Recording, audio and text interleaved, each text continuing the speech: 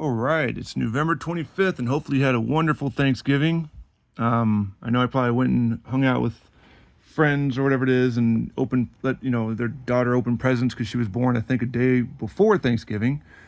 So, and I promised you a trio coming up, and here they are. Now I know that this originally was a stable group, but the leader is in a different. In fact, I think he's already been reviewed under a different tag team. And again, I don't make one of everybody in every little different situation, because otherwise I'd have to make quite a few people overlapping, and that just gets costly. But here is DOA. Now I don't know which one's 8 Ball and which one's Skull. I know the middle of the guy's Chainz, and what's cool is Cujo airbrushed the pants. They're originally just a Nash and Scott Hall pants. He really made those pop. I found eBay. I got the tank tops, and I had some generic black vests. He applied the decals, painted the heads, and I did the decals on the vests personally on my own time. And very happy with how they turned out. These, of course, the only time you get these guys back in the day was in the bone crunching action days. All three of them were available. I think the only way you could tell who 8 Ball and Skull was, one had a black shirt and one had a white shirt.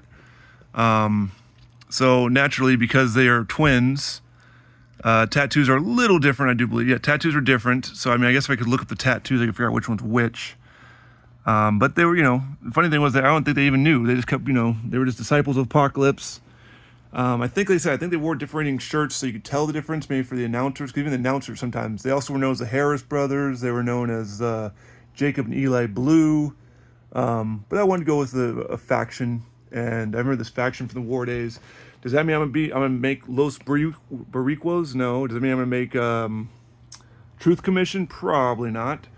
And Nation of Domination? Probably not, because I already got those guys in their singles and more successful runs.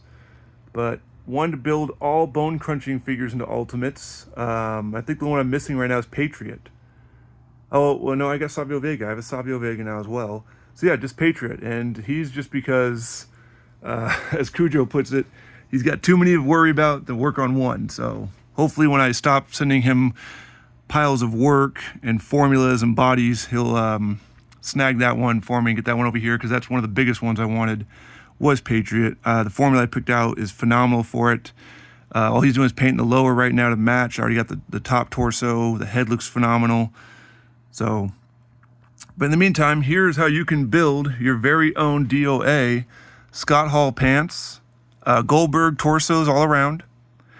I use Nash. Now, the problem with this one, though, is there's a little bit of gappage inside the torso because the Nash legs are weirder. They're a little bit... They make it to where the normal Ultimate torsos don't connect properly like these ones do. And what's interesting is in the bio, it's always Chainz was always taller, but in real life, these guys are actually taller than him. So they must have like kneeled down or been kneeing down, like crouching a little bit in the photos, because according to Wikipedia, these guys are like 6'8", and he's like, or like 6'9". I think it's 6'8", and he's like 6'5". But in the build height, he's like 6'7", and they're like 6'5". So I don't know. It's interesting.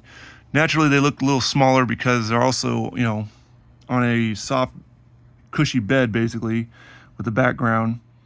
Normally, I do the rotating stand for this, but there's Chainz, Skull or 8 Ball, Skull or 8 Ball. There's DOA as a whole. I'll see you next time.